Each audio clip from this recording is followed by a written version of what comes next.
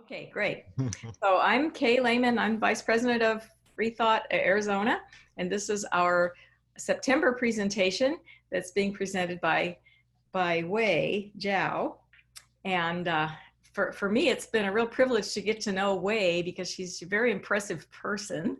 And even though I haven't had a chance to get to know her very much because soon after we got to know each other, she moved and went back to Toronto, and even if she were here, it would be kind of hard to get together the way life is now.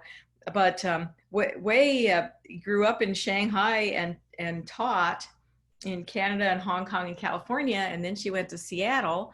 And how long were you in Seattle? 17 years. Wow. Yeah, And that's then, the longest period that I stayed in any one place. wow. And then did you go to Toronto after that, or did you come down here? Yes. Yeah. I went to Toronto and I've been coming to Tucson.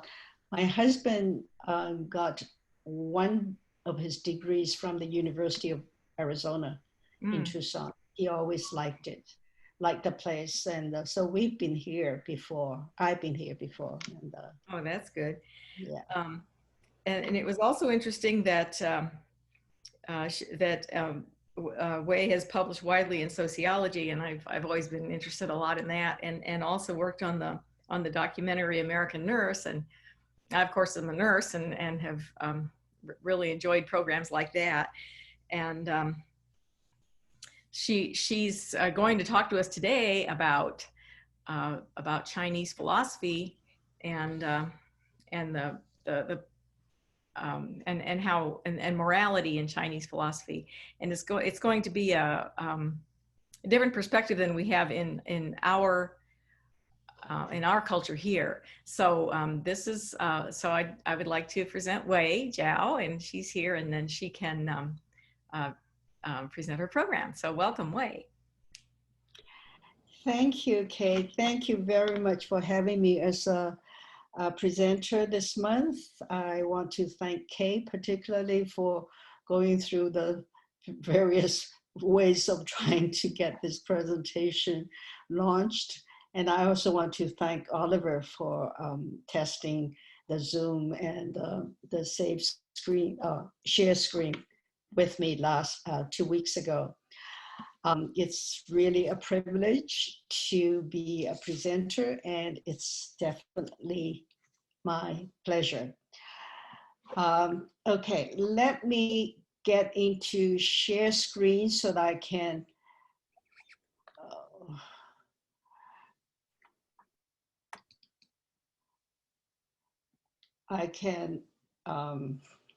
let me see,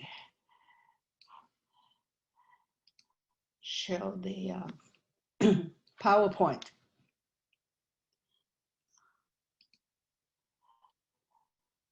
Let me see.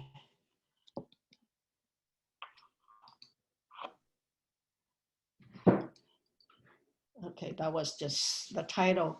Morality Without Religion, the Place of Philosophy in Chinese Culture.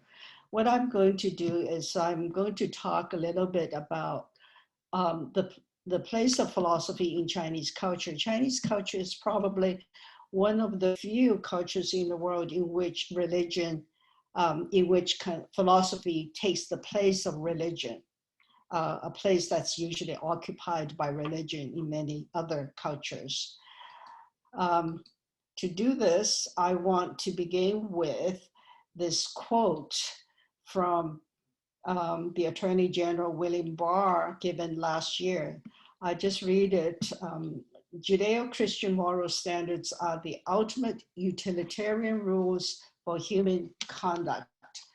They are they reflect the rules that are best for man. They are like God's instruction manual for the best running of man and human society.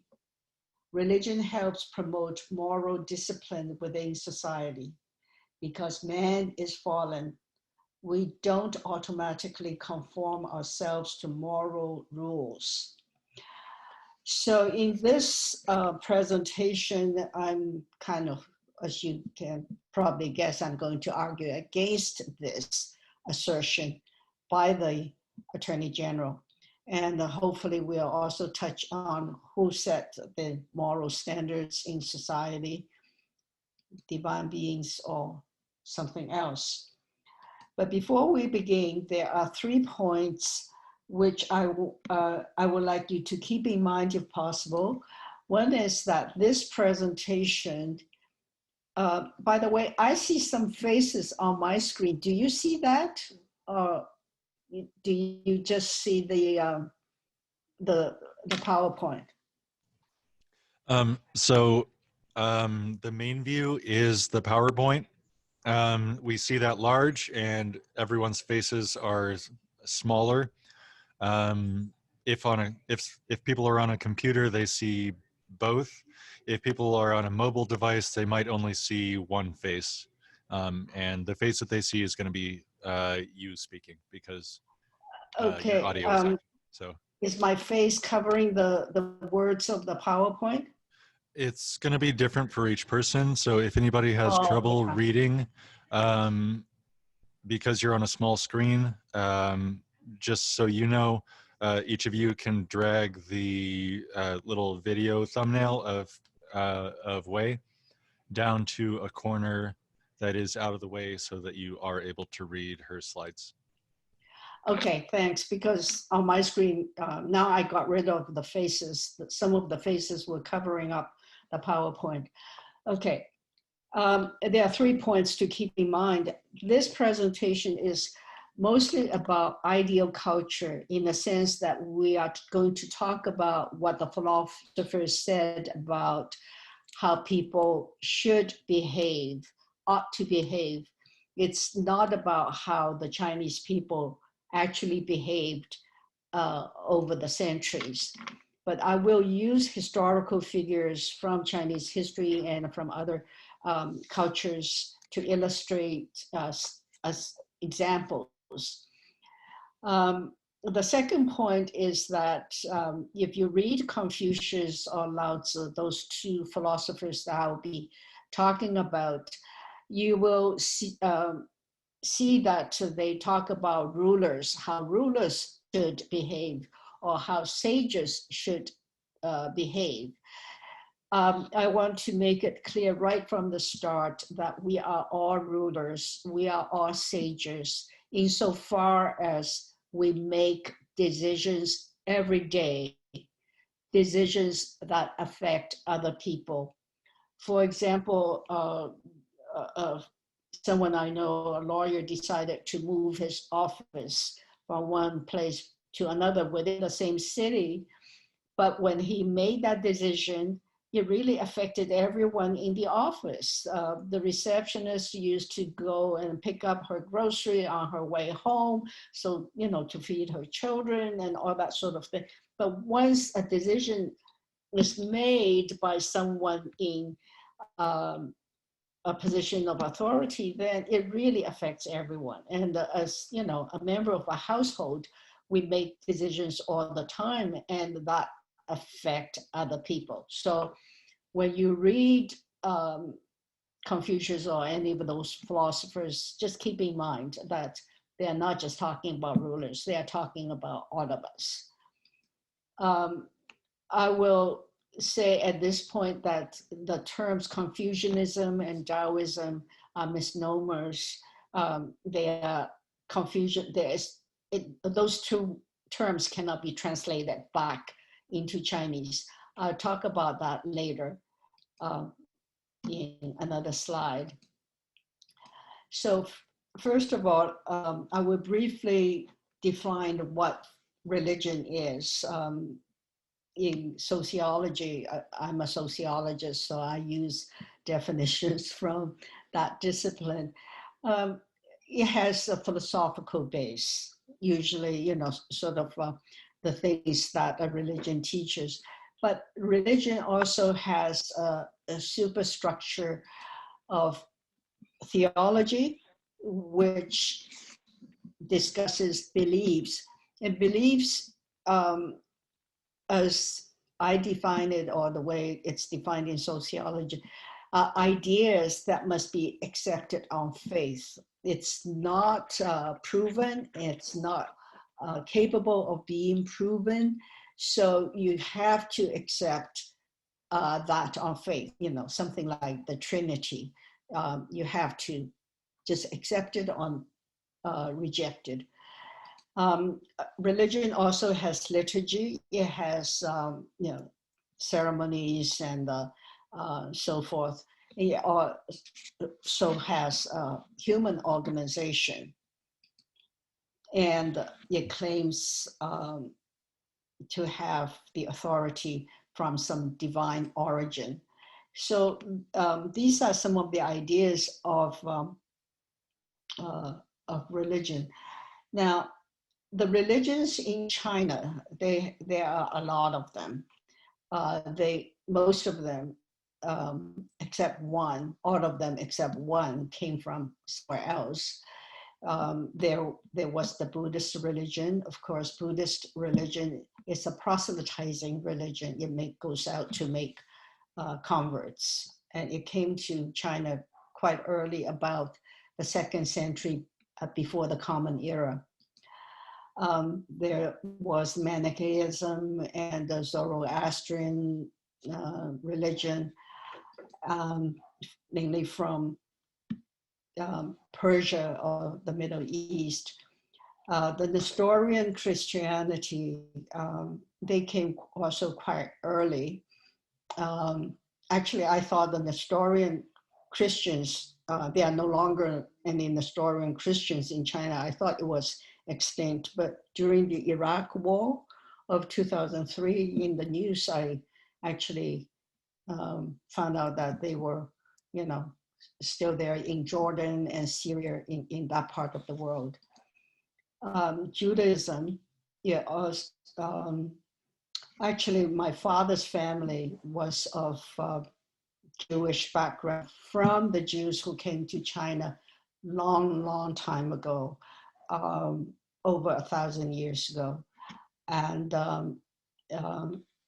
only one community still kind of exists in China, although in the past, all along the coast, there were Jewish communities and Muslim communities and Hindu communities.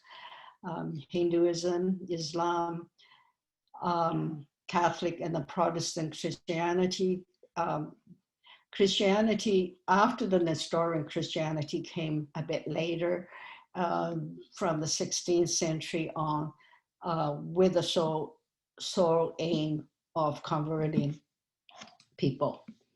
There was only one religion, and that is the Taoist religion, founded around the 2nd century Common Era. And I talk a little bit more about it later. Now, Confucianism, let me go back, is often considered by some scholars as a religion. And it's an interesting phenomenon because way back, say the 7th century, around that, well, maybe I have to go back a little bit. There was no word for religion in Chinese until the Buddhists came. Because actually, even the term today for religion in Chinese, the second word is teaching. So from the Chinese point of view, every religion teaches something. But the Chinese also has or had different schools of thought, which were considered to be sort of ways of teaching, or the schools of thought, schools of teaching. And Confucian philosophy was always a teaching in that sense, a philosophy that was taught.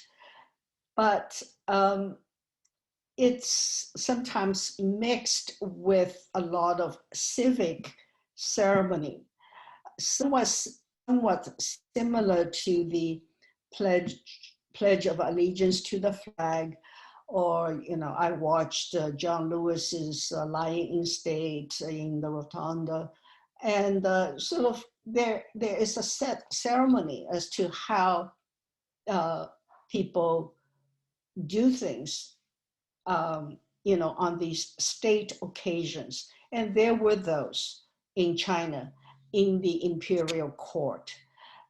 Even down to towards the end of the 19th century, the emperor, for example, was still expected, perhaps not every year, but certainly every now and then, every few years, to plow the field symbolically. And that's because he was considered to be the head of an agricultural society. So he was sort of the farmer in chief, and he was expected to plow the fields symbolically. So people have been arguing whether or not Confucian teaching is a religion. Most scholars today would not agree with that. Was a philosophy with some civic rites or rituals in the past, and there are still some rituals related to the celebration of Confucian's birthday, or, you know, rituals for funerals and the burials for everyone else. So all of these religions, except for the Taoist religion, came from elsewhere.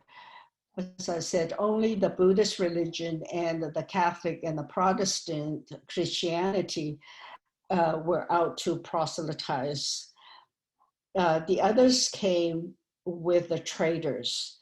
Trade was very important throughout Chinese history, and all of these people formed their own communities throughout China. Islam, of course, in the after they were somewhat established, they made converts too, and there's a group of there's an ethnic group called the Hui. They are considered to be the descendants of Arabs and Persians. Excuse me, but they are hardly, you know, pure descendants. What Muslims did in the past was they would adopt a lot of orphan, especially boys, and convert them, and in that way expand their religion.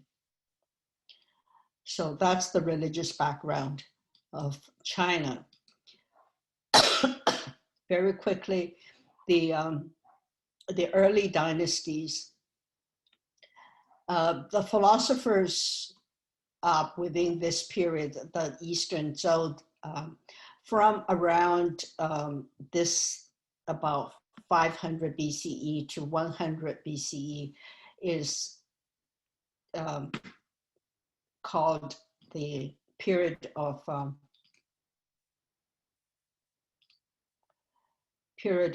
philosophers, because there were a lot of philosophers, and that was because the time was such there were a lot of wars. There was a king, nominally there was a king, but under him were all the nobles. They could trace their lineage to the family of the king, but by that time they were warring against each other. And so it was very difficult for the people because they would be caught in the crossfire. And also they would have to provide for the materials, for the food, and also be conscripted to fight in those various wars. So the times were bad.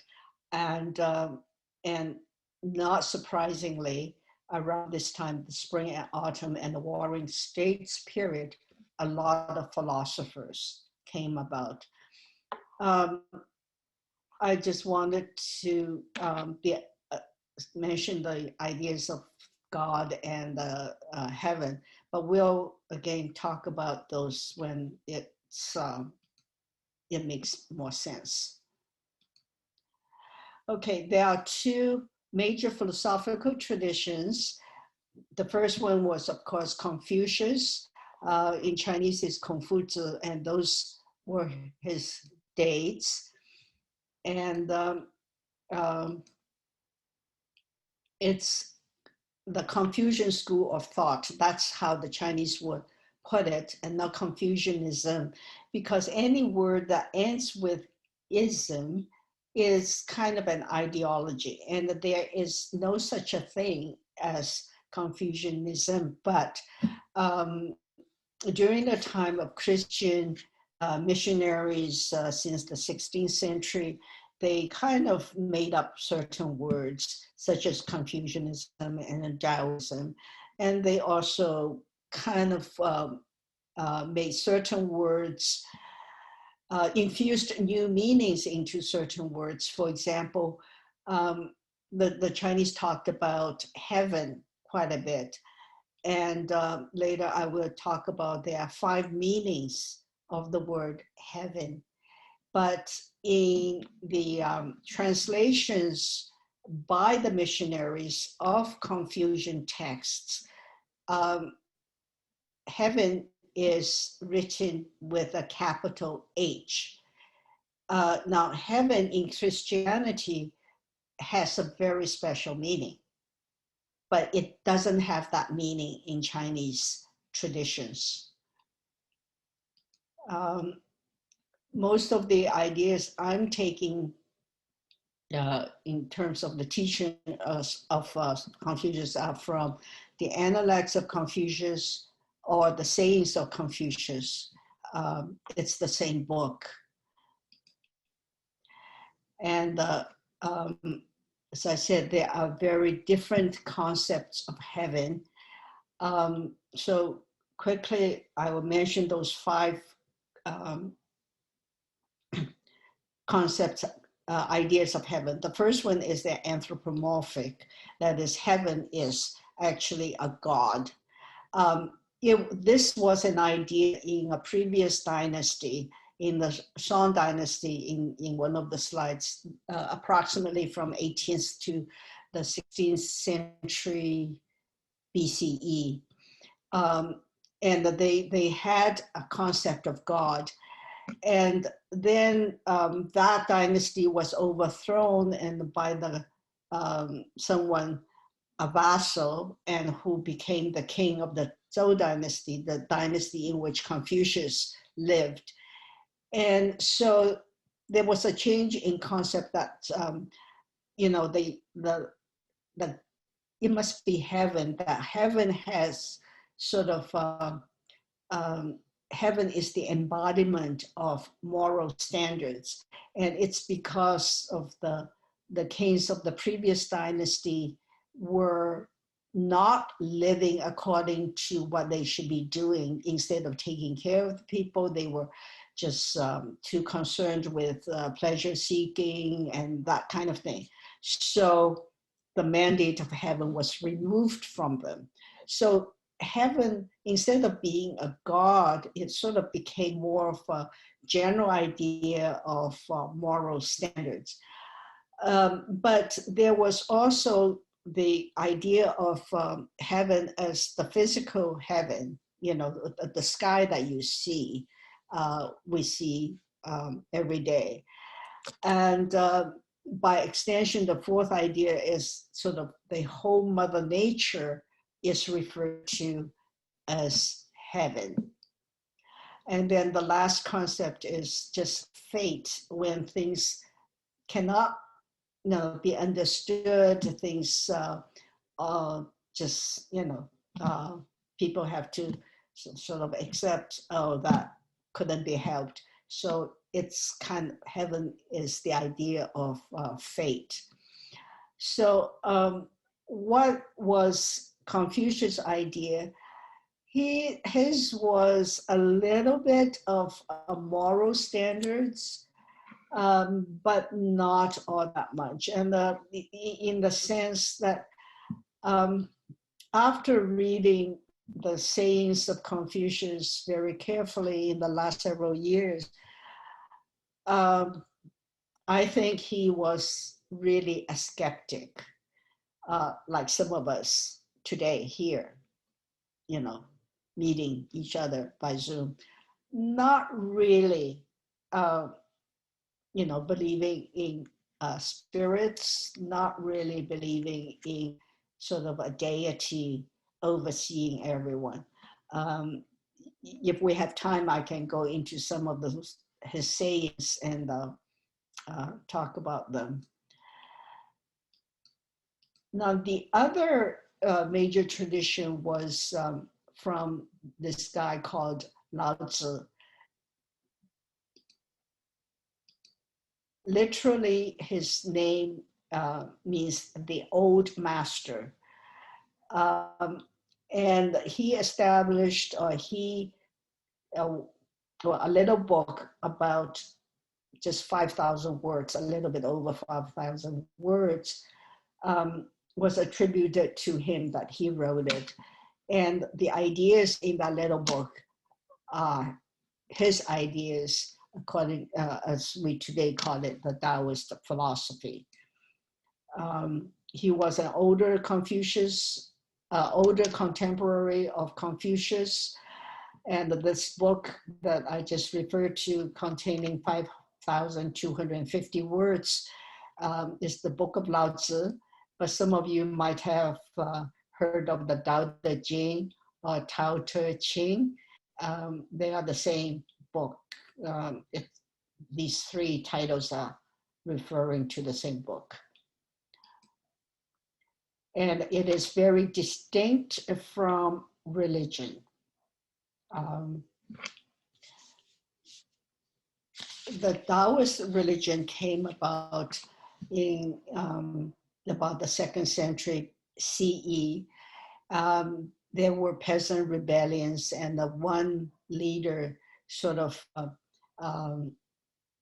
came about. He was organizing the peasants, and he said, you know, Lao Tzu came to him in a dream, and so he established a group, kind of venerating Lao Tzu as their founder. But he went on to write many volumes. He was more educated than a regular peasant, and that was the religion. And it was after Buddhist religion was already introduced into China. And so, and it was gaining popularity. So Taoist religion from the start always had the ambition of being equal to Buddhist religion. So it copied its organization, it copied some of the theology and organization of beliefs, and certainly organization of the religion itself. But it, as a religion, it takes ideas from the old animist notions. That is, you know, there are spirits in just about everything, mountains, trees, and so forth. But also the idea of shamanism, or you know, sort of divination, and trying to use different things from nature, plants or animals, in healing people. And so it's really a mixture of many different things, the Taoist religion. But it came from the Chinese themselves, very much in imitation of the Buddhist religion. But there are some very basic differences. Professor Joseph Needham, who was a professor of biochemistry at Cambridge University, who was responsible in getting together Chinese researchers in the second half of the 20th century to look into the science and technology of China. He had this to say about Taoist religion and Taoist philosophy. Taoist religion was very much against nature. One of the foremost things in Taoist religion was to have immortality, physical immortality, to find the elixir of life so that people can live longer and longer and maybe forever. Whereas Taoist philosophy, according to Lao Tzu, was very much to follow nature. Death is a part of life. And, to be with nature, to be with the universe, that's the whole idea in Taoist philosophy of Lao Tzu. Um,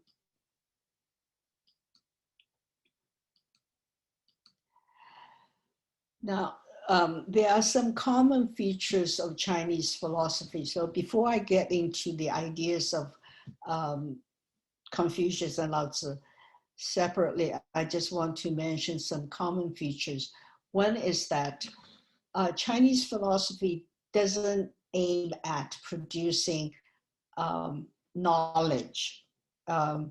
It's only tangentially sort of have something to say about those branches of philosophy that are of interest to Westerners, such as epistemology, such as metaphysics, such as methodology, and that sort of thing. The philosophy to the Chinese from the time of Confucius and even before, it was more of a systematic reflection of life. It's to think about life.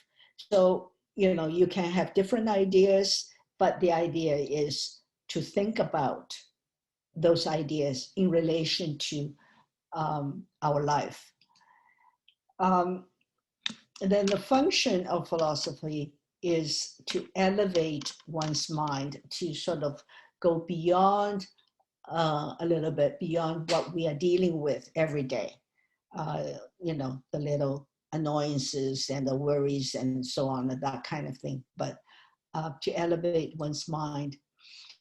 Now, the third characteristic, it's very important, the identification of the individual with universe. It's not just a poetic way of saying, if you spend a day hiking or whatever, and then you say, oh yeah, I'm really relaxed, I'm with nature.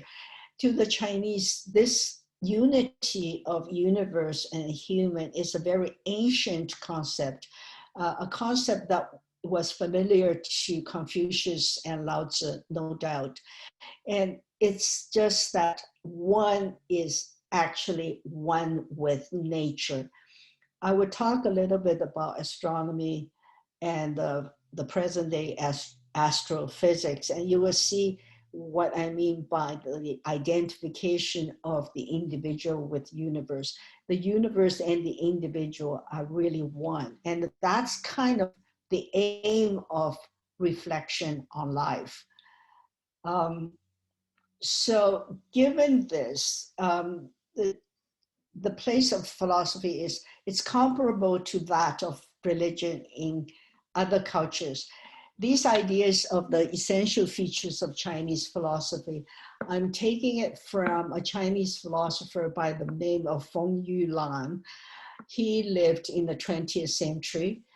And after the Second World War, I think in 1947 or 48, I think in 47, he actually came to the University of Pennsylvania to be a guest a visiting professor for a semester or a year, because he had an American as his student by the name of Dirk Bode. And he, was who by that time was teaching at the University of Pennsylvania, and so he got him to speak there or to teach there for a year. And the idea of the place of religion, of philosophy in Chinese cultures, it takes the place of religion is because of these three things: systematic reflection on life, elevation of mind, and the unity of universe and the humans. Um, I think nowadays you sometimes hear people say, I'm not religious, I'm spiritual.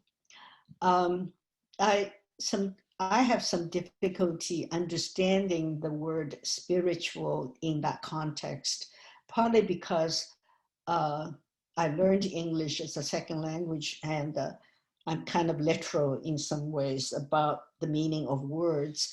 And the word spirit, of course, has many different meanings in English. But to me, the way I define spirituality, or I look at Chinese philosophy, is that it's supposed to sort of lift us from the worries of everyday life and try to see our unity with the universe. And it includes many different things. It certainly includes intelligence or intellect, reasoning, but it would also include emotions and a variety of emotions, desires, aspirations, ambitions, and all of those, and certainly values. So to me, if I want to think of the word spirituality, I will kind of use those ideas from Chinese philosophy and say, well, spirituality would include all of those things: intellect, emotions, values, and our aspirations, what we want uh, in the future, what we want to see in the world, and so on and so forth. I don't know whether that makes any sense, but this is I'm trying to understand Chinese philosophy. Okay, given this, it's inseparable from socio-political thought. You can relate these ideas to Plato. His philosophy is very much political philosophy. Now, one thing about Chinese philosophy, especially with regards to Confucius and Lao Tzu and the writings attributed to those two guys, they are aphorisms. Aphorisms are short, disconnected statements from one sentence to the other, even if there is a word therefore. It's not a therefore. It's not like, major premise, minus premise, and the conclusion. It's not that at all. Therefore, it's just a common word like and or but. It's a conjunction. It does not make logical sense. But each statement by itself is very suggestive of ideas for reflection. And this kind of short, disconnected statements, if you look at Chinese art, paintings, you'll find that. And it's also in poetry. Chinese are very productive, even today, of writing poems. At the drop of a hat, people like to compose a poem. But Chinese did not produce many long narrative poems, nothing like Homer's The Iliad or the Odyssey, nothing like the epic poems of India. They are usually short and but supposed to be suggestive of ideas for reflection. Now, most of you will not be reading Chinese philosophy in the original language.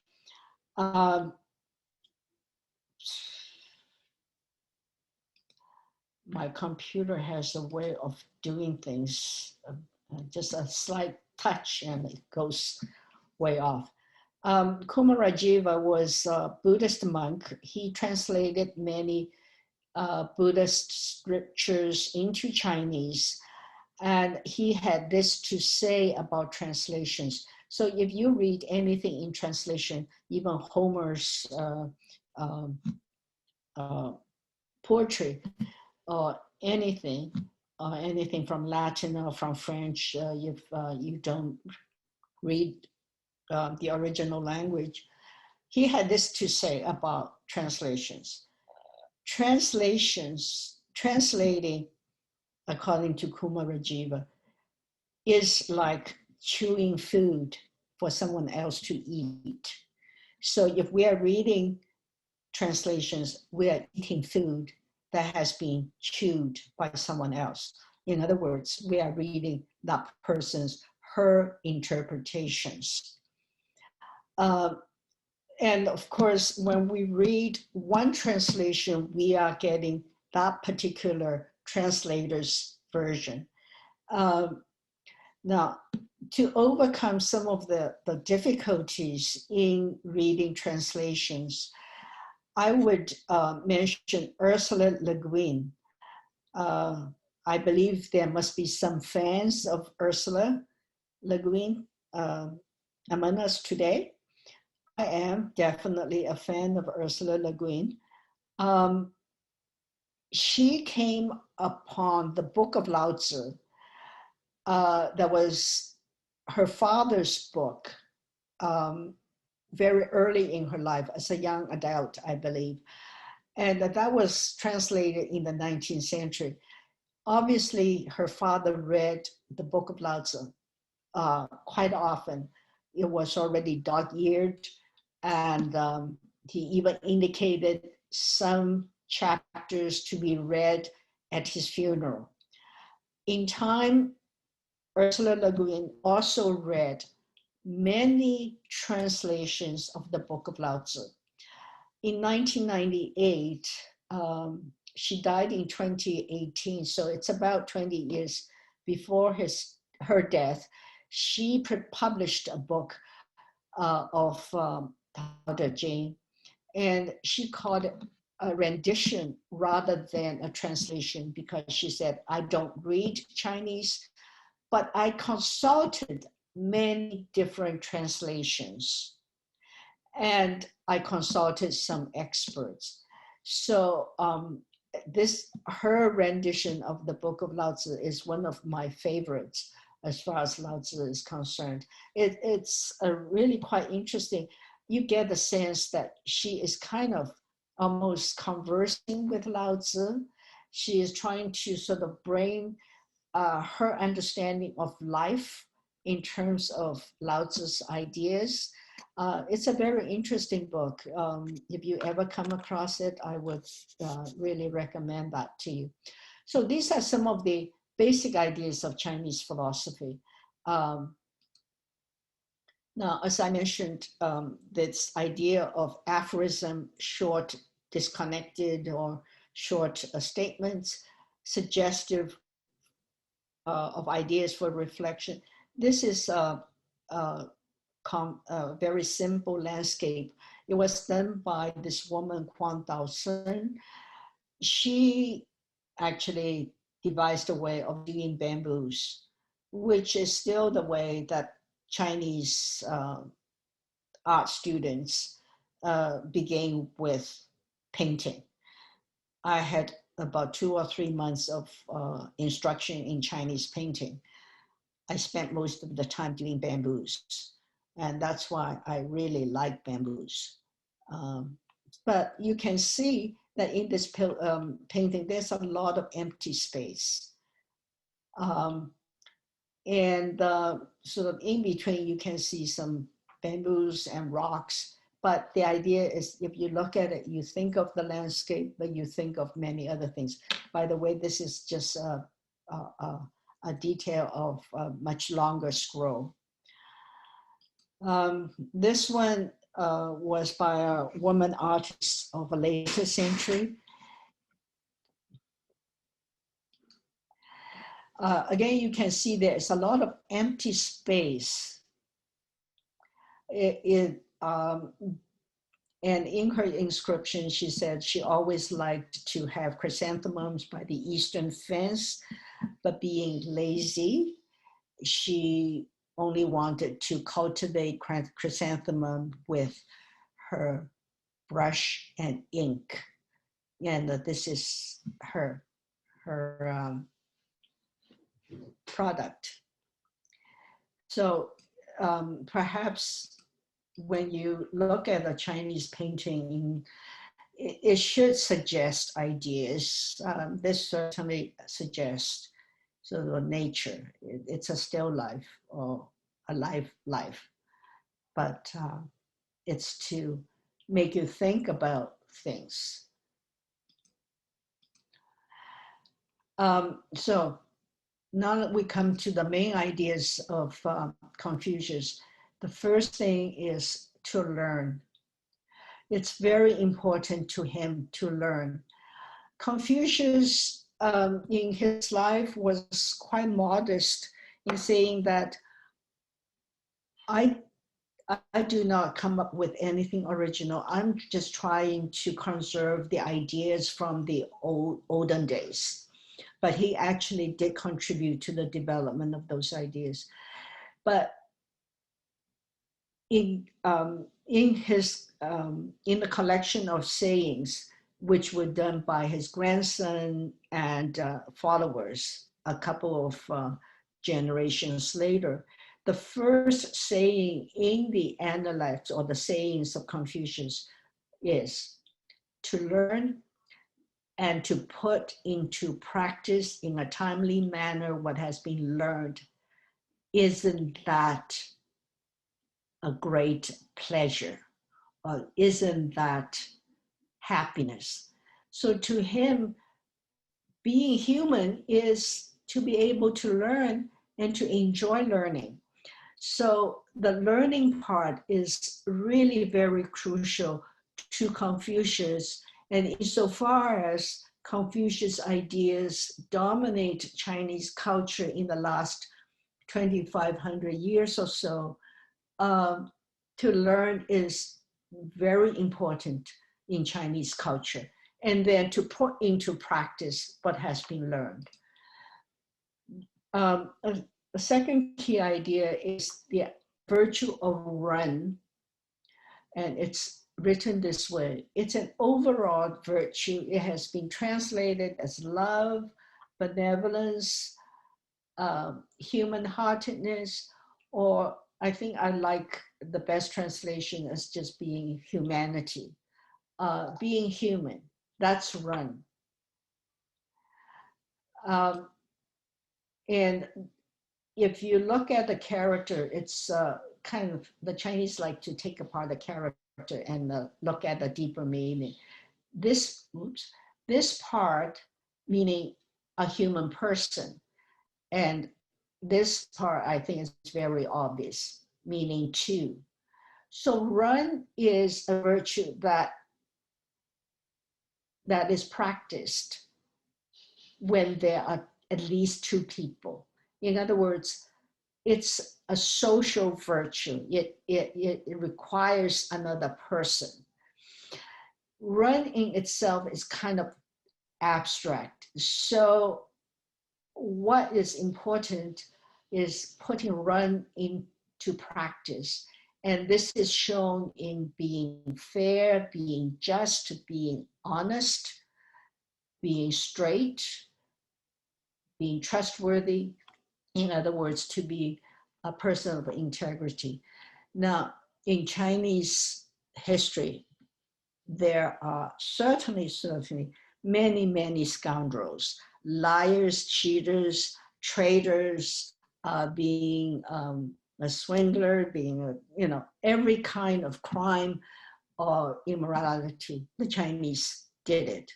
But on the other hand, there have been also people who are honest, kind, compassionate, generous, and all of those other virtues. And what I'm saying is that it is these ideas from Confucius, more than perhaps any other person, that the Chinese are taught from the beginning. We'll see some of the examples of that in a minute. And then the fourth main idea, these are my choices, but a lot of other scholars probably would agree with me. The golden rule is some students of Confucius asked him, give us some word that we can live by. And in one place he said shu, to forgive. In another place he said zhong and shu, be loyal and to forgive. And then he follows up with this golden rule, which is in many other cultures, just about every culture you can think of. Do not impose upon others what you do not wish for yourself. I mentioned that my father's family is Jewish, but I grew up as a Catholic. So when I think of religion, it's the Roman Catholic Church that I have as a reference point. It may not be fair, but because that's what I'm familiar with. Although I became an atheist in my early 20s, so it's been a long time since I was a Catholic. But I went to Catholic schools, and I remember one nun in the secondary school, in high school in Hong Kong, said, you see, Christianity is more superior because Jesus stated the golden rule in the positive. Do to others what you would like others do to you, or something to that effect. Confucius only said it in a negative sense. I'm not going to debate which is superior because it's kind of not very productive. But if anyone can live that according to the golden rule, whether in the positive sense or in the negative sense, this person is a sage, is pretty good. So I will leave it at that. And Lun Yu refers to the sayings of Confucius. So these are the main ideas. The run-in practice, as I said, are honesty and so forth. And I'm going just to go through these slides quickly. You all know who Hilary Tubman was. I hope you went to see the movie Hillary. I certainly enjoyed it. And these young women you're familiar with. I understand that Malala graduated from Oxford University this summer. Peter Wong, you may not be so familiar with. He was one of those killed in the Parkland shooting, Parkland High School, the Marjorie Douglas something high school. He held the door for other students to leave, and he was killed. Li Qingzhao was a woman writer of these years. I just want to mention two things. She wrote, she was very gifted. She was very prolific. She wrote different kinds of poetry. And in many of them, she was actually criticizing the public affairs of her day. She lived in the time when China was invaded by a northern neighbor, and the two emperors of the Song dynasty were taken captive, and the invaders occupied northern China. A younger son of the old emperor went south and sort of continued the dynasty, but he had no intention of recovering the lost territories because he reasoned if he was able to recover the lost territories and then get the two emperors, father and son, father and his older brother back, then he would have to give up his throne. So he just wanted to let things go. And she wrote poems in criticism. And she and her husband were collectors of antiques. They collected a lot of the old bronzes and the paintings and art work and so on. What they wanted to do was look at the inscriptions from the bronze vessels and from um, stone tablets to look at the ancient texts. So she had a lot of things, but when she had to flee the north to go to the south, she could only supervise 15 carts of these antiques. And she went south to meet her husband, but her husband died shortly afterwards. And then all the vultures came out who wanted her treasures, her collection of artwork. She eventually gave up her, including the emperor of the day. She gave up her collections. And in a piece of writing, she talked about having something and not having something, which are the ideas of Lao Tzu. And I hope I can get to that later. And I must say, I'm very grateful that she did that, because some of you might have been to Taiwan, some of you might have been to Beijing. In both places, there is a National Palace Museum. In the one in Taiwan, it houses the imperial collections from way back. And the collection was moved to Taiwan in the late 1940s when the Communist Army was advancing. And I think in that collection, imperial collection, would be her artwork, the artwork that she collected. So to me, she is a hero. And I wrote a book about her about 10 years ago. This one is of the same dynasty. He was a very capable general. He was repulsing the invaders and was recovering territories. But the prime minister of the time, by the name of Chen, was really a traitor. The prime minister, connected with some agent of the northern invaders, and he agreed to have Yu Fei, this general, killed. And the prime minister was able to push the emperor to get this general back from the battlefield.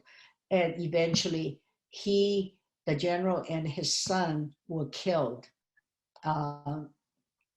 for sort of no stated crime at all.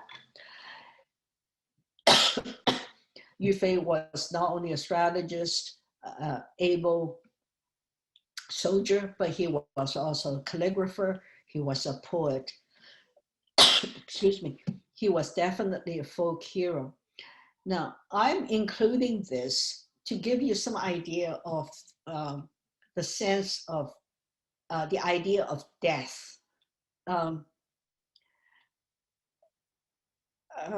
One time we were living in Seattle, but I went up, my family and we went up to Alberta, northern Alberta, and visited the city, Edmonton, Alberta. My husband taught there as a sessional, as a part-time instructor at one point. But anyway, this friend took us to a Ukrainian Catholic church. He did that to show us a mural in the Catholic church, in the Ukrainian church. He said, do you see, heaven, the God and the Jesus and Our Lady and all the saints and so forth. And said, do you recognize that face in hell? Yes, that face in hell was Karl Marx. So the Christian view of cosmology or of in theology is, heaven and hell. And the people you really dislike, they are in hell. But these two people here kneeling, they are actually facing, they are on the side, but they are facing the tomb of Yu Fei. So the Chinese view of you want to punish someone really severely in the ultimate way, you put their images in a kneeling position, forever kneeling to the person they wronged. So this is the idea that for thousands of years to come, these two, the prime minister and his wife, will be in a kneeling position towards him. There is no hell. You can say these ideas are kind of like primitive animist ideas that after death, people may still continue some kind of existence, but it's not too clear. So there is no hell, there's no heaven, but in some ways, they will be forever kind of saying sorry to this general that they wronged. Now, this is another revolutionary. She lived in the 19th century. She was executed in 1907. She was very well educated, but her marriage was not too happy. So she decided to leave her family and went to Japan to study around the turn of the 20th century. And the only photo that I can find is one in which she is dressed in the Japanese kimono. After she came back to China, she tried to establish schools for the education of young people, especially girls. And she was also trying to lead an insurrection. And the news leaked out, she was arrested and then executed in 1907. When I finished the book on Li Qingzao 10 years ago, a good friend suggested that I write a book about Qiu Qing. I should have followed that advice, but I didn't. And now this friend who's very knowledgeable of Chinese literature and the Chinese language, she died last year at the age of 106. So I can't consult her anymore. Now, during the pandemic, as you know, there was a young doctor who contracted the COVID-19 virus and died. This young doctor I'm talking about, I read about her in Yahoo News. In Yahoo News, there was a short video clip, but I don't even get to know her name. I just remember the story.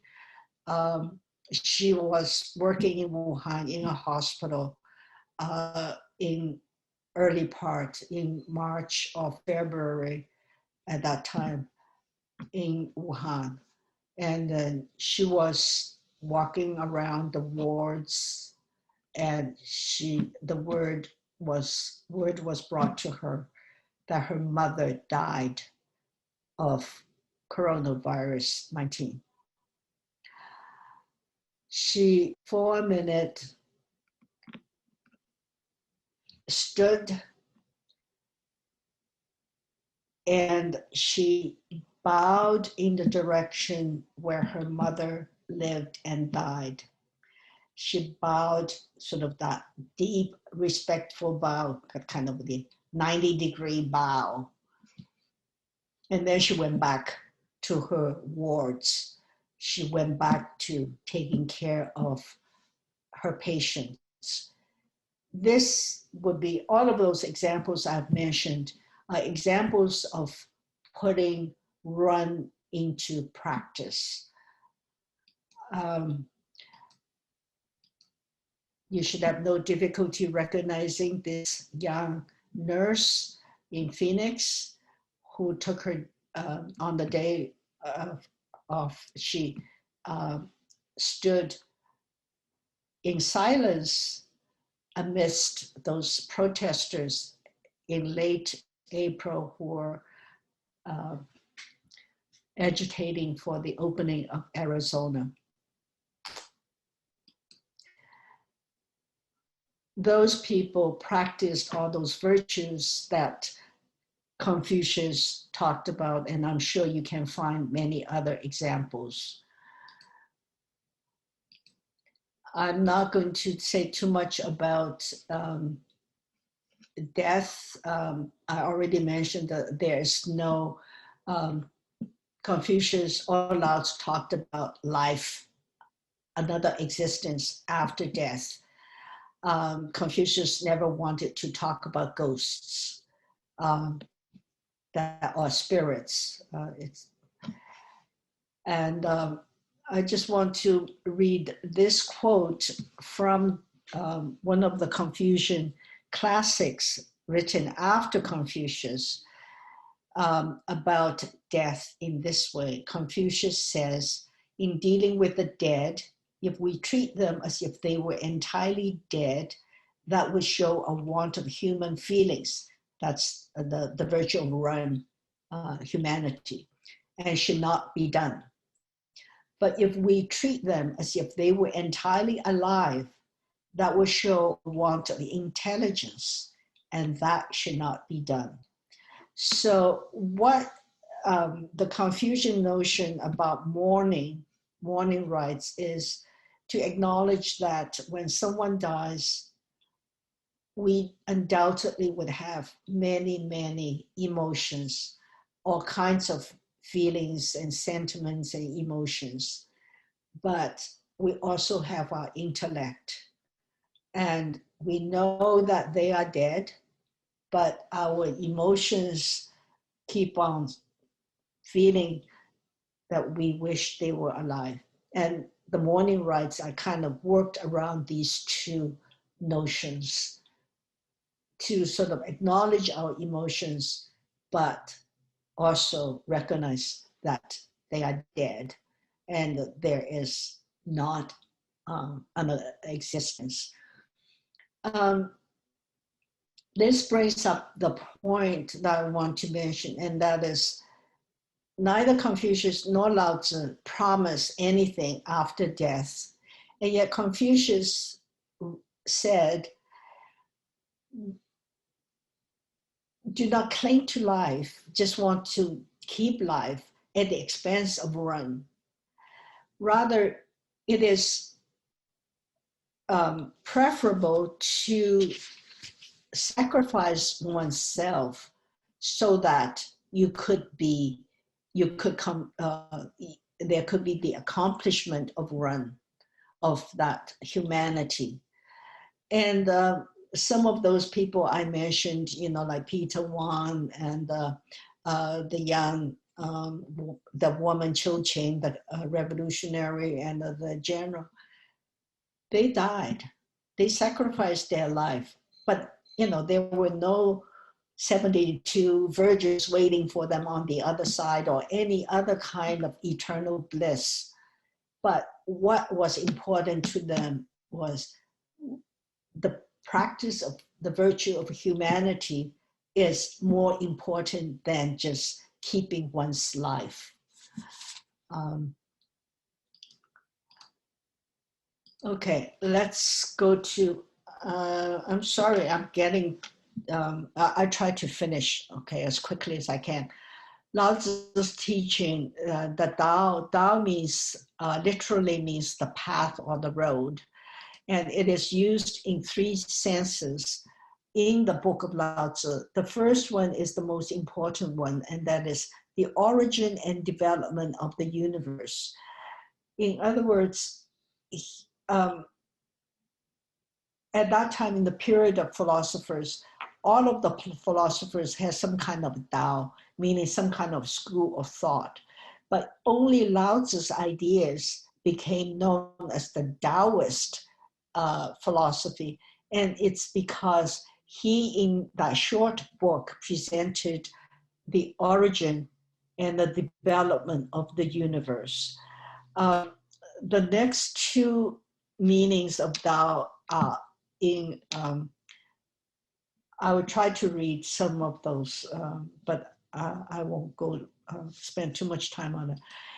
The second meaning of Tao and the third meaning of Tao, referring to all laws of nature and referring to all social and political rules and laws, they are found in other philosophers in China during the period of philosophers. But this idea is unique to Lao Tzu, that the universe developed spontaneously on its own. And it continues, it doesn't stop developing. And what we see as heaven and earth and what we see as ourselves and other human beings are just part of this development of the universe. Now, Da means virtue, which is the expression of Tao in everything. So the Book of Lao Tzu is from the origin and development of the universe. Lao Tzu goes on to talk about what's the ideal good government, and his idea is to be peaceful but live simply. He always prefers, he has many pairs of words, but he always prefers the weaker one, the lower terms, the weak, the dark, the neglected, the despised position, never take the first position, and so on and so forth. He presents three treasures. One is compassion, one is frugality, and one is not being the first. Frugality doesn't mean miserly. At that time, the warlords were amassing a great deal of wealth and riches for their own enjoyment or to build up and feed an expanding army. To him, all of those things are resources that should be shared by the common people. So his admonition to the lords, to the rulers, is be frugal. What you collect, the taxes you collect from the people, use wisely instead of, spending on senseless things.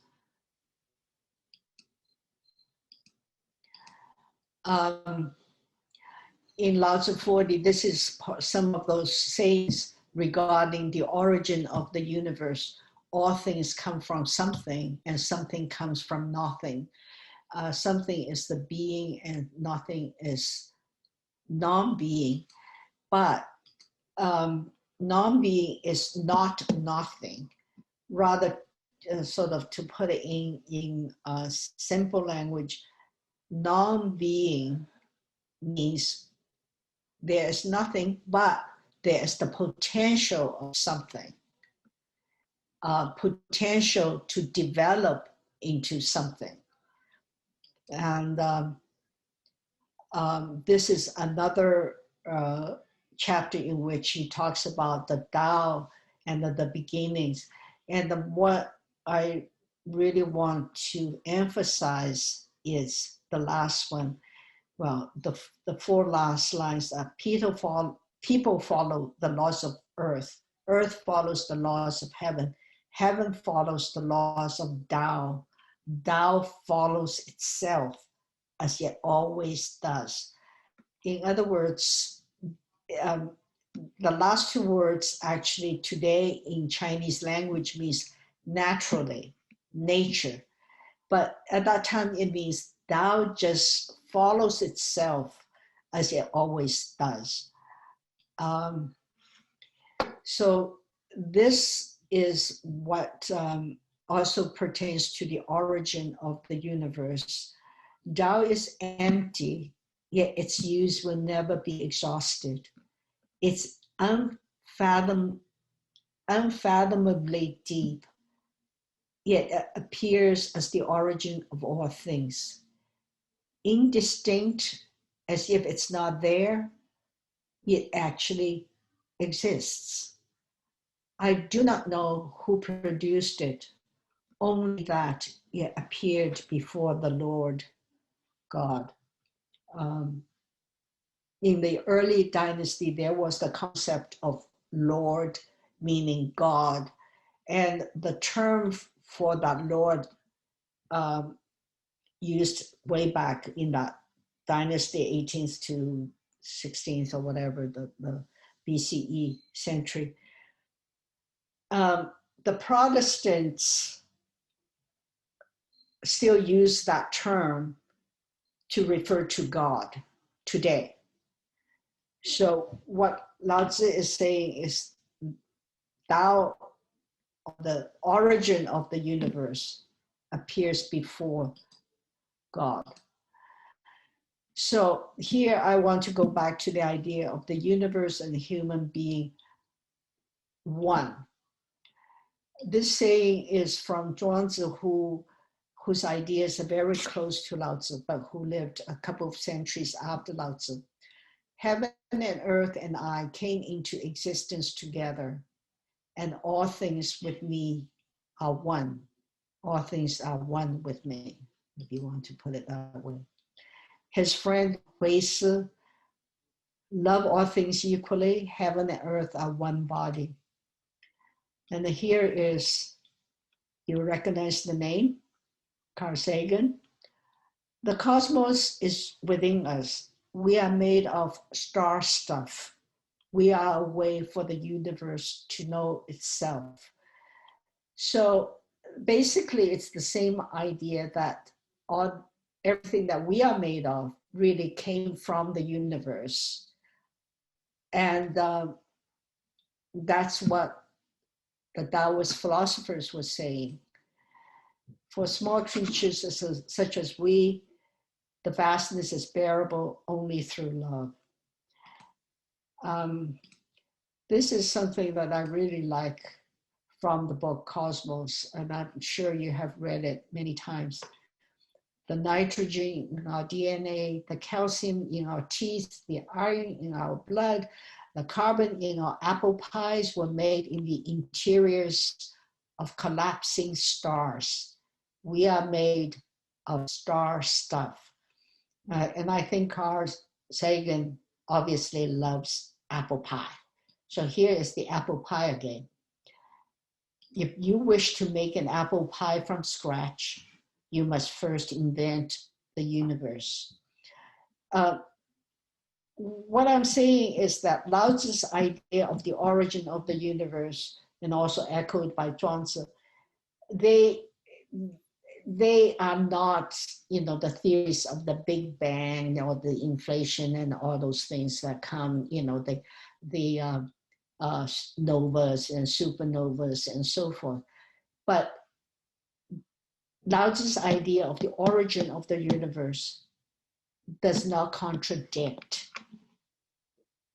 our knowledge today of the Big Bang and the cosmos of the universe. And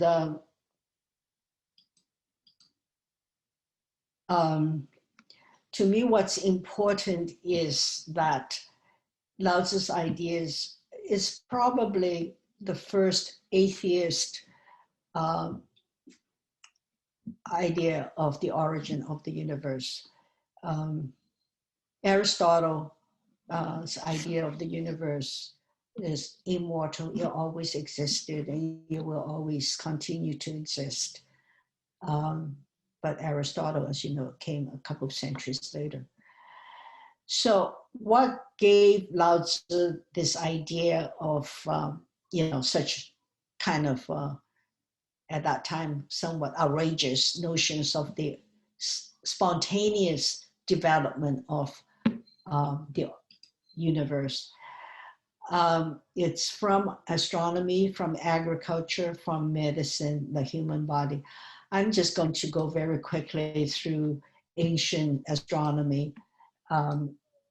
But what is important is that Lao Tzu and his friends, his associates, studied the heavenly bodies very, very carefully.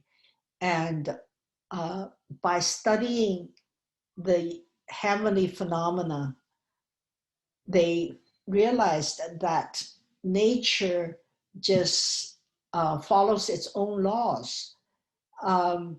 It has nothing to do with human affairs. The sky will still be there, whether or not the ruler is wise and benevolent or is foolish and selfish. And the winter will come whether people like it or not.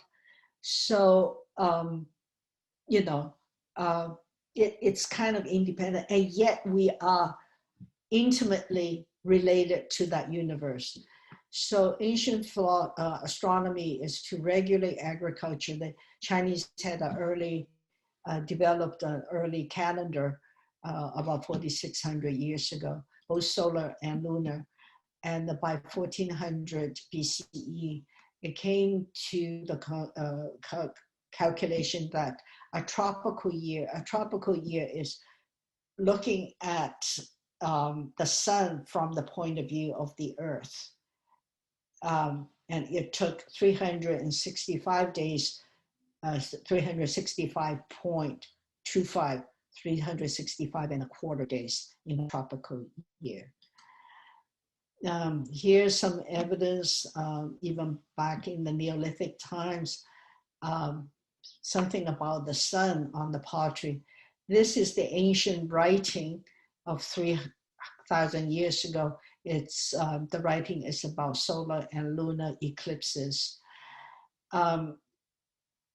Book from the 4th century, not this particular book, but the book itself, about the 4 moons of Jupiter discovered by an astronomer by the name of Gang. The Chinese, of course, didn't have the telescope. Those moons were seen by Galileo in the 1600s when he used the telescope. What the ancient Chinese astronomers did was they only had a hollow bamboo pole to help them focus. It could be, I don't know how many inches in diameter, but that was their only instrument at night. During the day, they also discovered sunspots and other things about the sun.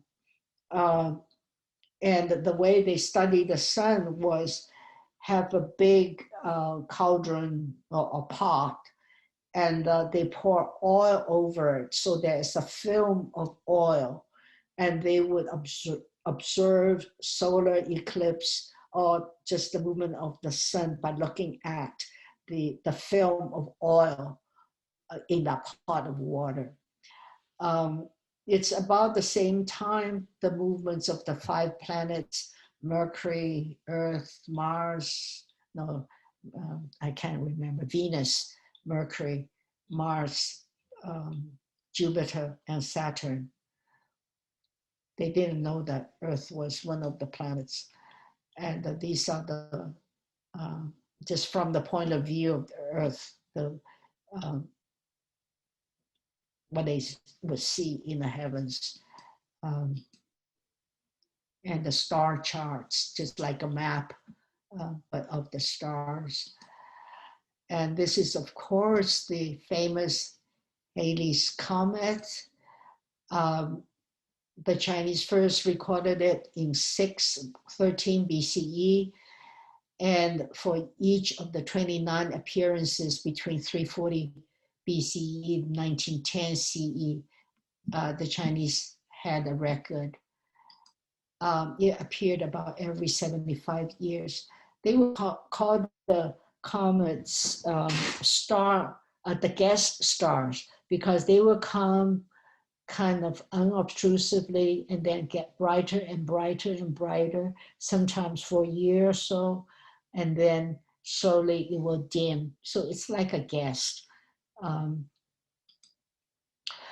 Now, I don't know, but I think this is the first recording of the sort of kind of a record of the Helix Comet in the West, and that is on the Bayeux Tapestry of Norman conquest of England in the Battle of Hastings, 1066. The Bayeux Tapestry, of course, is kept in France. So I just want to wrap up quickly. There are problems with Confucius and with Lao Tzu. Confucius sort of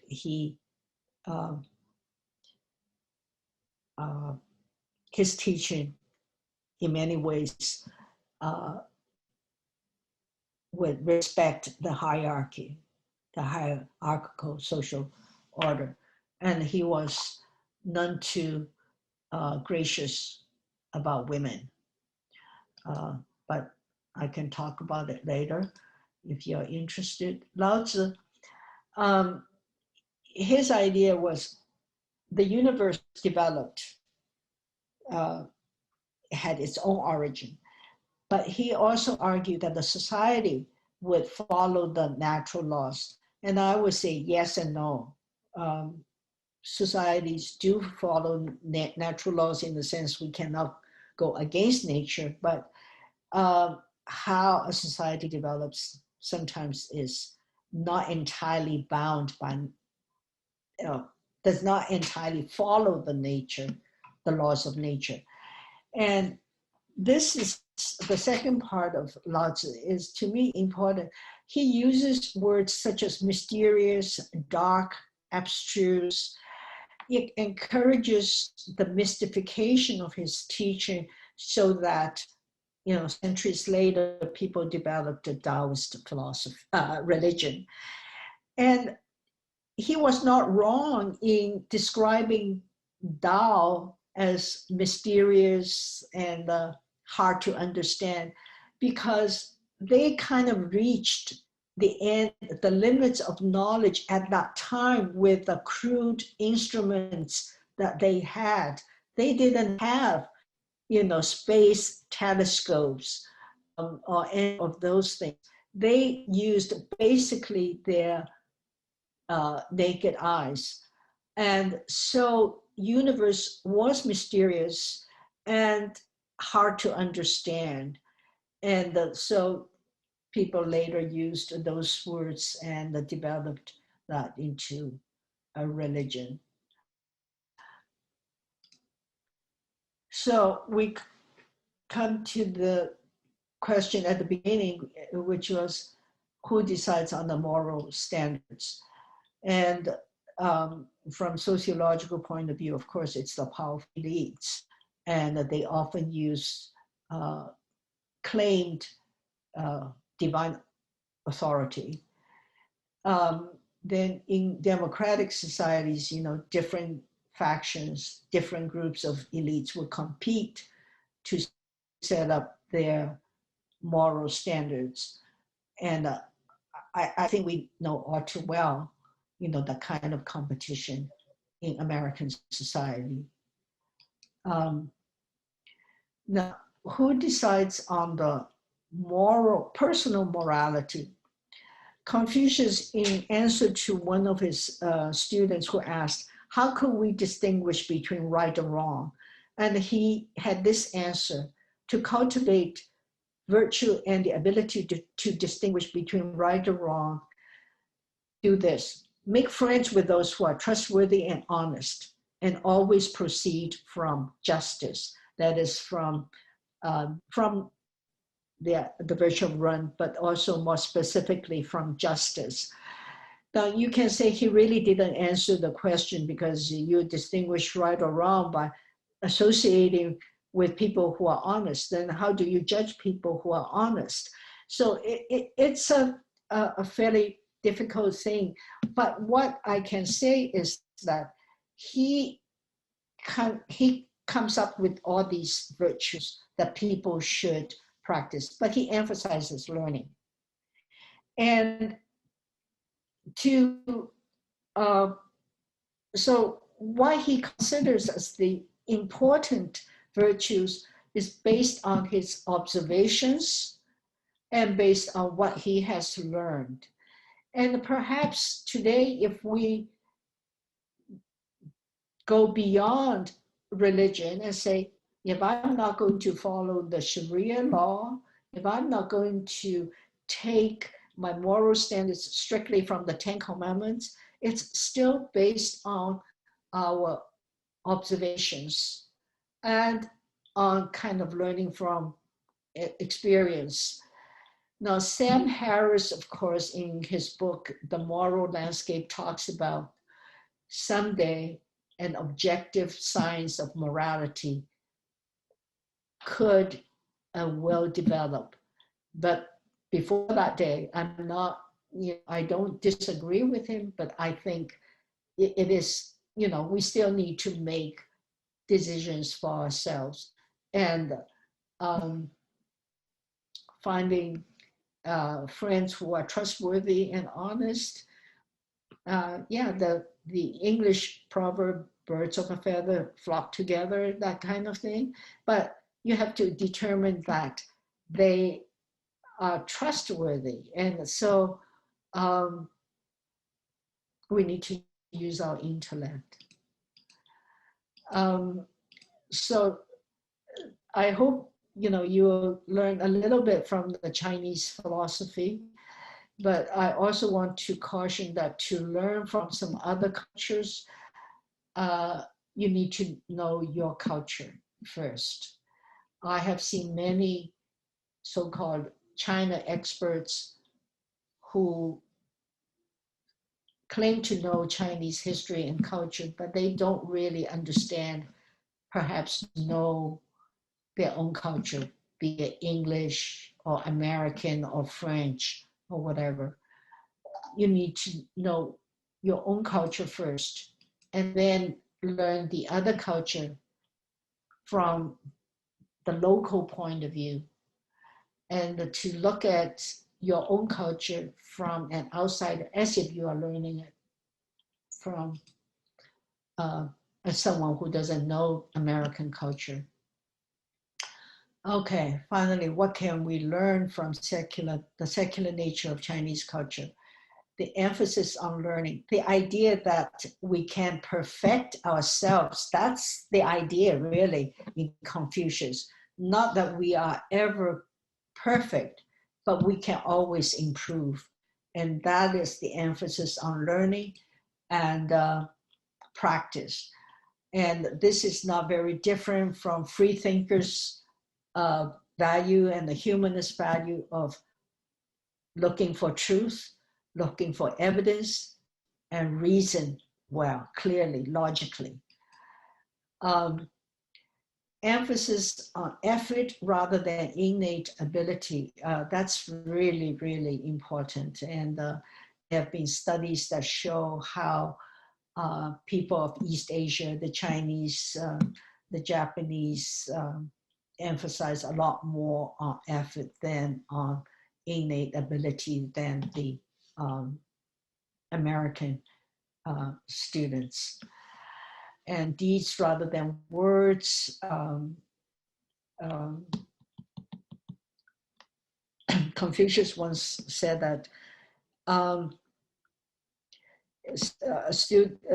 someone was saying about someone, who said some things, and he said, "Oh, that's a characteristic of Run."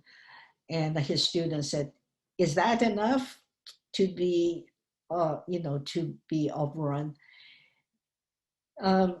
He said, "If it's that easy, then people would just say it. But because to put Run into practice is so difficult, then people should not be talking about things too much, but rather show it in their behavior." So there are many religions in China, but only one native religion. Philosophy takes the place of religion, elevating one's mind and the universe and human being one.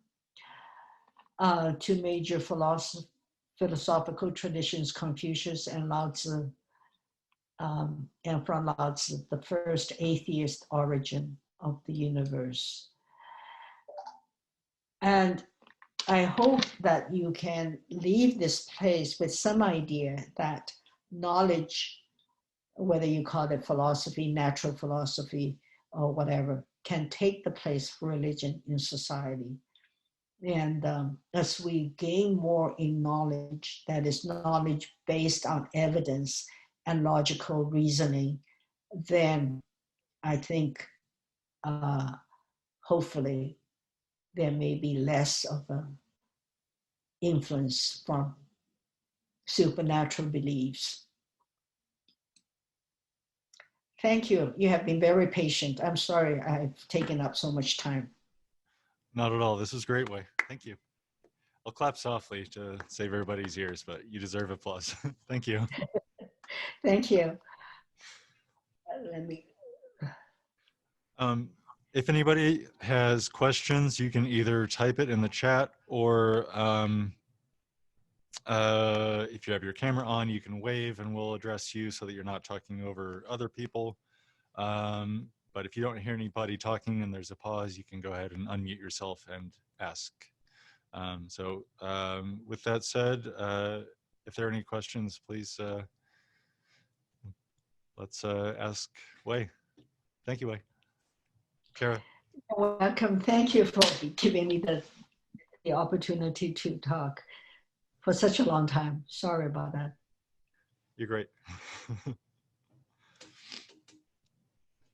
I saw Kara had her hand raised, and go ahead with that. I see something in the comments. I'm going to read that real quick while Kara goes.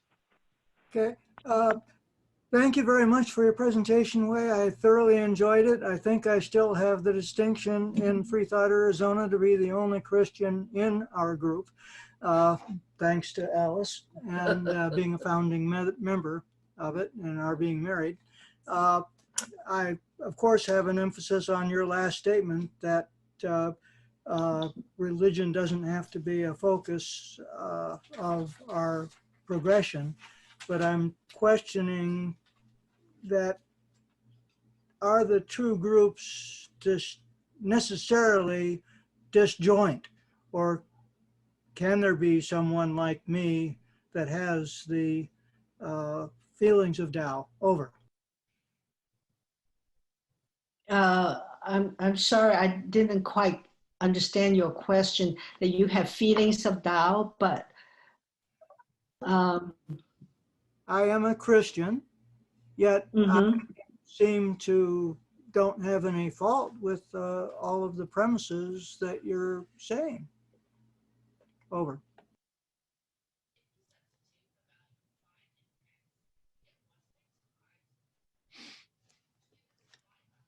I think, correct me if I'm wrong, I'm going to try to rephrase your question, Kara. Wei, do you see a conflict between the Tao philosophy and Christianity? Or another way, you're an intersection. Over. I would not say that they are in conflict, but they are certainly different. Both Confucius and Lao Tzu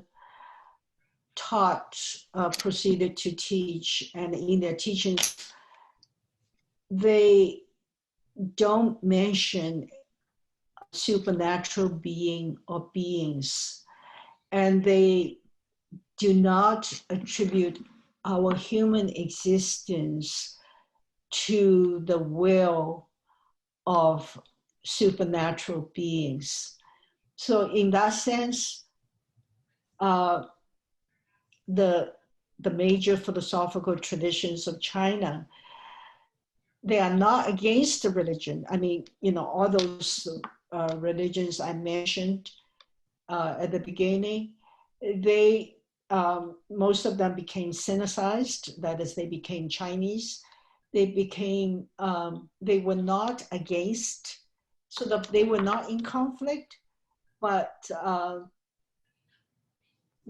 it's sort of, it's kind of not important to Confucius or Lao Tzu to have any religion. I don't know whether that give you some idea. It does. I noticed in your presentation there's the concept of super infinity great, infinity small, and it seems to be just that we're humbled and not knowing, and the proof of the future in the future may have things much different than what we feel now. Over. Thank you. I noticed that Helen has her hand up. Are you done, Yes, Kara? I'd like. All good? Yeah, go ahead, Helen. Yes, I would really like to thank the speaker. I have gotten so much out of this. I will need to go and listen to the archive at least one more time. And I would like to ask, could you please tell me what her name is, or could she please tell me what her name? I'm blind, so could she please tell me her name again, and then answer a question if she has heard a hijacked version of a saying attributed to Confucius or to Tao, that you would like to set the record straight today.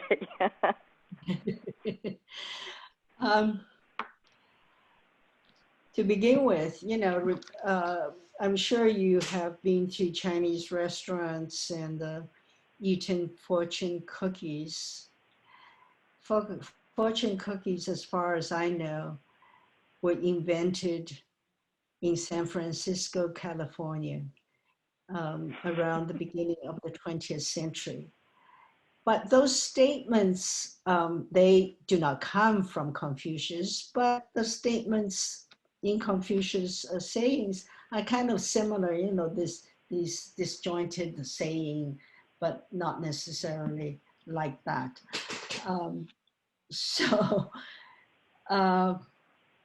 What was your question again? I'm sorry. Can you think of one that actually made you laugh out loud when you thought how distorted it actually was? It had another agenda besides the actual original intent. Oh yeah, just the idea, among the Chinese scholars, they also debated whether there was that Confucian religion or not. But certainly the idea of Confucianism as a religion was very much emphasized by the Catholic and the Protestant missionaries. They would just say, you had those three religions, the Taoist, the Buddhist, and the Confucian religions, but now we bring you something better, as a Catholic, one true Catholic Apostolic Church. That's the true religion that the Chinese have been missing. And the missionaries would call us heathen. And some days when I'm not in a very charitable frame of mind, when the Jehovah Witness come to the door, I would just say, I'm a heathen, thank you.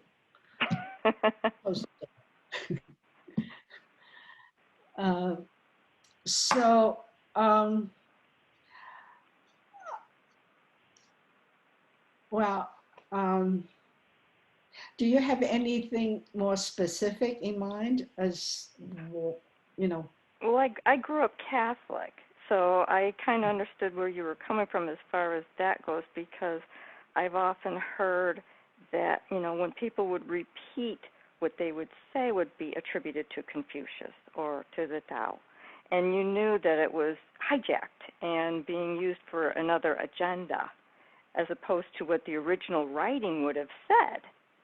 So I tried to find things that I could understand about the original writings, and I was just curious if there was one that stood out in your mind personally that you said, oh, no, we really got to let people know what this actually says.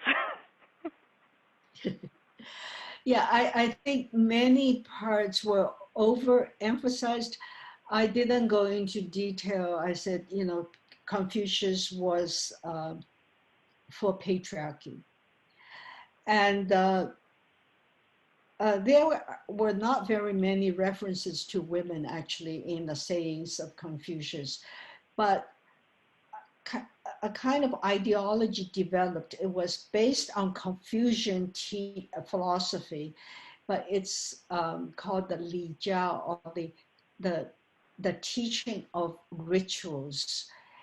And that is in itself a hijacking of Confucian philosophy, but that's by the Chinese over the centuries.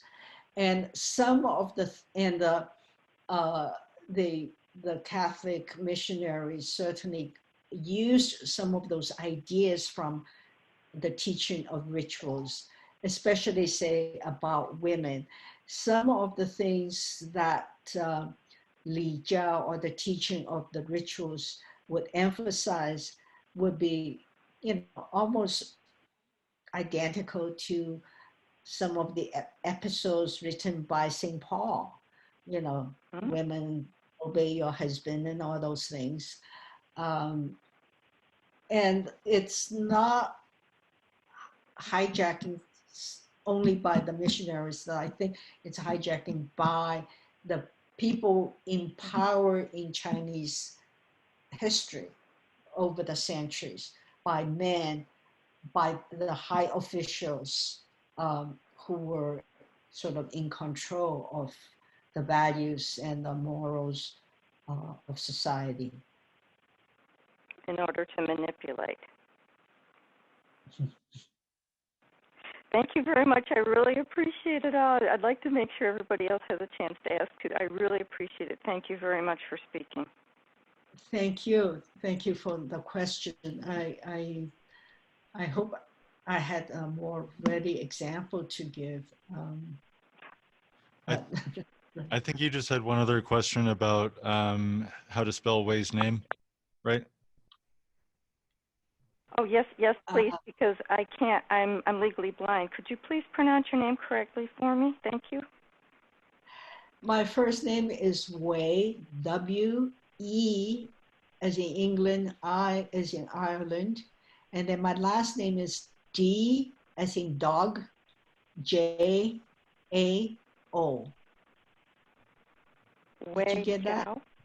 Yes. Thank you very much. Thank you. I really appreciate that. I wanted to be able to pronounce it correctly. Yeah, it's Zhao. Thanks, Ellen. All right, Kay has her hand raised as well.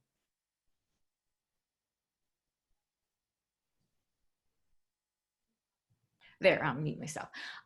Wei, I thought it was interesting that you made a distinction between, I think I understood this, on religion and philosophy, that religion is compelled to proselytize and philosophy isn't.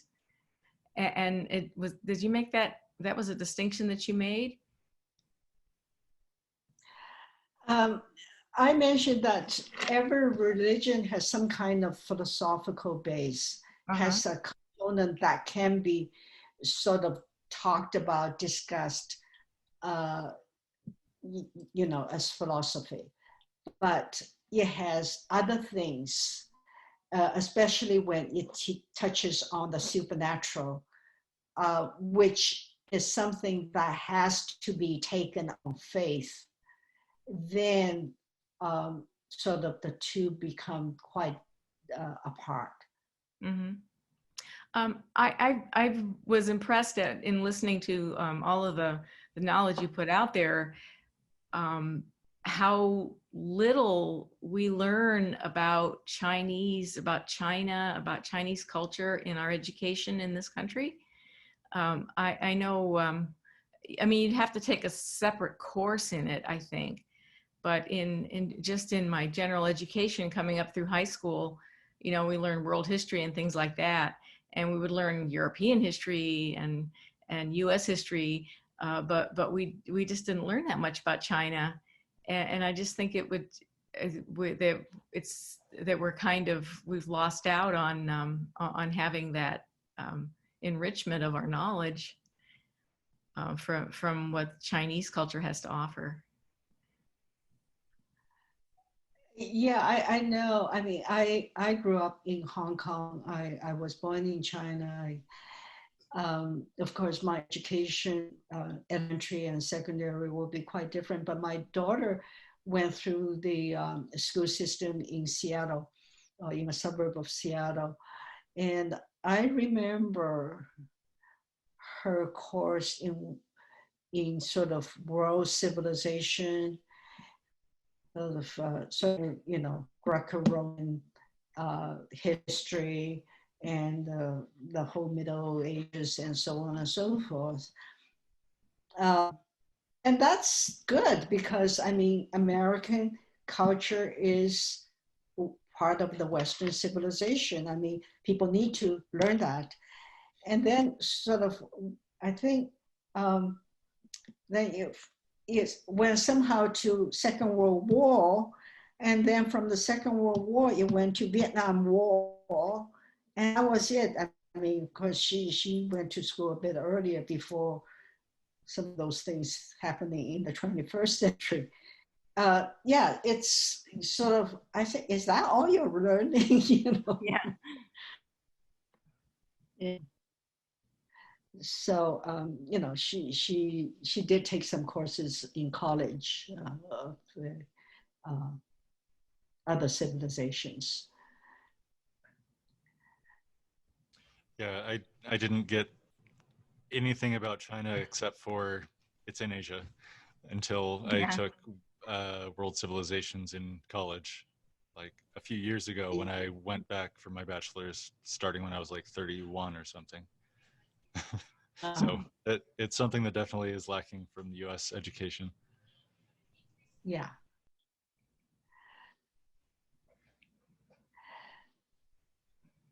So maybe I can ask you this question. What do you think of this idea? Is it possible for a civilization of a culture to develop without um, the influence of a major religion? Absolutely, and China is a good example of that. Um, the philosophy is really well thought out and accurate, and like even the stuff that's by accident. I remember when you were talking about Dao and how it relates to like Earth and the heavens and all that. Like Earth follows the laws of, or humans follow the laws of Earth. Earth follows the laws of heaven. Heaven follows the laws of Tao, and Tao follows itself. And when you were saying that, I was just thinking like Tao, Tao, the path is kind of just like time. It's always flowing. It's always going to follow itself, like you said. Um, it's just that fourth dimension of our universe. It's just something that is and continues and follows one after another. There's no reversing it. There's no changing it. It just is. Mm-hmm. I think there's such a concept in this country that you can't have morality without religion. It seems like most people believe that, and yet you can have morality without religion. Kara wants to talk to you. Yeah, is there anything we can do? I mean, when I read that quote that I gave at the beginning, this quote from William Barr, I mean, it's not surprising because I have heard it so often, and yet it was, given by a very senior official. Um, Yeah, I don't know what we can do. yeah. My last question in the chat was related to this. We're talking a little bit about morality, and ethics has never been brought out at all in the whole treatise. And to me, ethics is the way a company or a government would act, whereas morality is more of a personal, philosophical treatment. Over. Thank you.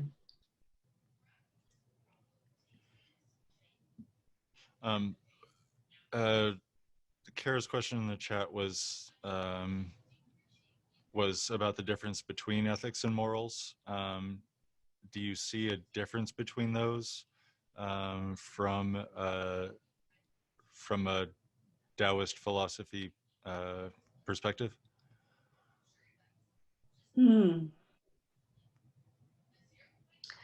No, I'm afraid I don't see. Maybe you can elaborate a little bit on what's the difference between ethics and morality? Is that to me, Wei? Yes. Yeah, is there a difference? Ethics to me, it's sort of kind of relating to a behavior that comes out of one's concept of right or wrong. I don't know, but no, I'm afraid I don't see it, and I don't think, well, neither Confucius, Lao's used words morality or ethics. They just say, these are the things that you should do if we are going to live together. Okay. If we are going to have a peaceful society. Yeah, especially Lao Tzu, you see that very often, sort of the idea of just plain human survival because the wars were going on. And so the right thing to do is doing these things. Among other things, sort of keep your head down. Don't get into the crossfire. Don't try to aggrandize yourself because it brings no good. Just live simply. So, and then treat other people in the same way. So, I mean, I call that today, or we call that today as moral standards. But in their day, it was sort of much more practical. You need to be fair, you need to be trustworthy, and you need to sort of, as Lao Tzu kept on saying, don't seek the highest position, go for the valley, because that's where you will maintain your life. And by extension, there's no other life besides the one we have. Kara, do you have? Yes, speaking of, again, morals and ethics, when you talk about a country's foundation, the doctrine of discovery that made indigenous peoples of the United States vastly murdered, of course, slavery, and culminating in world wars, culminating in the end of World War II with mass extinction of civilians in Hiroshima and Nagasaki, and coming to realize that, and people thinking, well, we've gone down the rabbit hole so far, how can we get out of it now? And the answer is we do the right thing because we just don't know. And I think people fear that, I don't know. And over. You said it very well. I don't.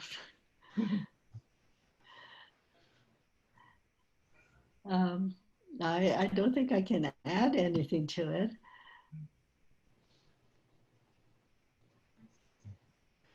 Thanks, Kara. Let's see. I don't see any other questions. Does anybody have any?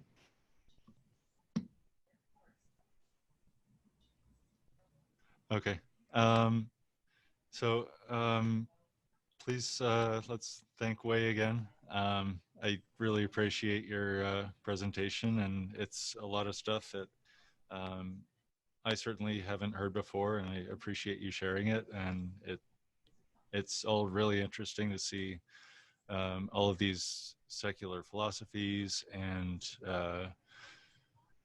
moral principles and like valuable valuable writings that have been preserved for all these centuries that still have value to people today. They're pretty universal values, and I thank you very much for sharing them with us and having But that little bit of representation from your original country. Thank you. thank you very much for letting me speak. Please. I really enjoyed being here. And Great. I come Please again have her next back as soon as possible. I'm sorry? I'd love to hear you again as soon as possible.